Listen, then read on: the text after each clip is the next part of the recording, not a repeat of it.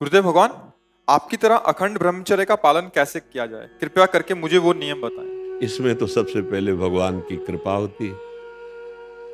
हमने तो जीवन में कृपा ही देखी है। जैसे माँ की सुरक्षा में, उसकी वात्सल्य में और उसके दुलार में ही बालक पुष्ट होता है, ऐसे ही अगर कोई भी साधना पुष्ट होती है तो उसमें भगवान की कृपा, भगवान का शासन, भगवान का दुलार। जैसे छोटा बच्चा कुछ भी खाने के लिए तैयार हो सकता है, उसको ज्ञान नहीं, पर ये पूरी जिम्मेवारी माँ की है।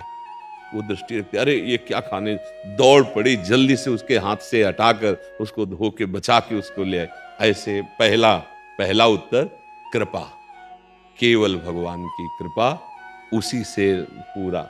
अब दूसरा, भगवान की कृपा का आदर करते हुए सावधानियां रखना। पहला, ब्रह्म मुहूर्त में जगना। जग करके हम इतना जल पिए कि या तो हमें उल्टी हो जाए या पच जाए।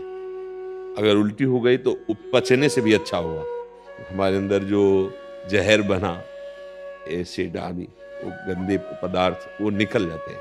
ये ब्रह्मचर्य के लिए बहुत आवश्यक, वो शीतलता प्रदान करता है। ब्रह्म मुहूर्त में बिना कुल्ला किए, वो जैसे तांबे के पात्र में 1 लीटर जल रख ले, रात भर रखा रहा, उसे पीजिए, तो वो बहुत आपको उसमें ब्रह्मचर्य में। और इसके बाद थोड़ा टहलिए, वज्रासन में बैठ के, फिर शौच जाइए, फिर स्नान कीजिए जरूरी, और फिर आधा घंटा व्यायाम कीजिए, कठोर व्यायाम जैसे दंड बैठक, ऐसे फिर आधा घंटा आसन कीजिए जो योगिक आसन है।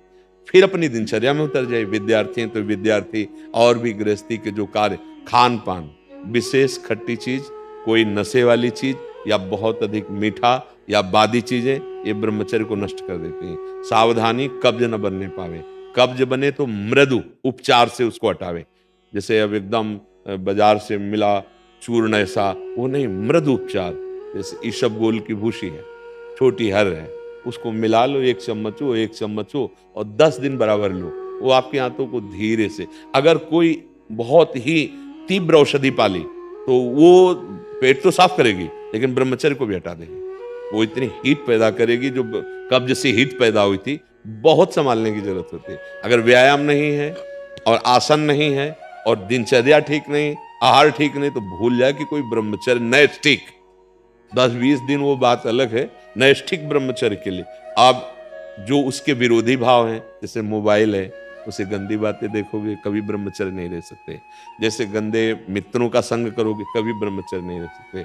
जैसे आप गंदी चिंतन अंदर करोगे, तो आप भले क्रिया ना करो लेकिन आप ब्रह्मचर्य नहीं रह सकते, क्योंकि चिंतन मात्र से अंदर एक मनोवाह नाड़ी है, वो नाड़ी मथानी का कार्य करती है। रक्त से मंथन करके वो उस जीवनी शक्ति को बाहर कर देगी, जिसे स्वप्न दोष आदि कहते हैं, वो इस तरह से नष्ट हो जाएगा हमारा चिंतन। तो फिर चिंतन करने के लिए इतनी सामर्थ्य है नहीं कि हम तत्व का चिंतन, भगवत, तो हम नाम जप करते हैं, राधा राधा राधा राधा, नाम जप करते हैं, पवित्र भोजन पाते हैं, और कभी कोई कुसंग नहीं करते हैं। हमारा लक्ष्य बन जाए कि हम भगवत प्राप्ति करेंगे, तो नैष्ठिक ब्रह्मचर्य रह जाएगा। और रोज इसी बात का केवल ध्यान रखोगे, ब्रह्मचर्य का तो नहीं बन पाएगा, उसको भूलना भी होगा।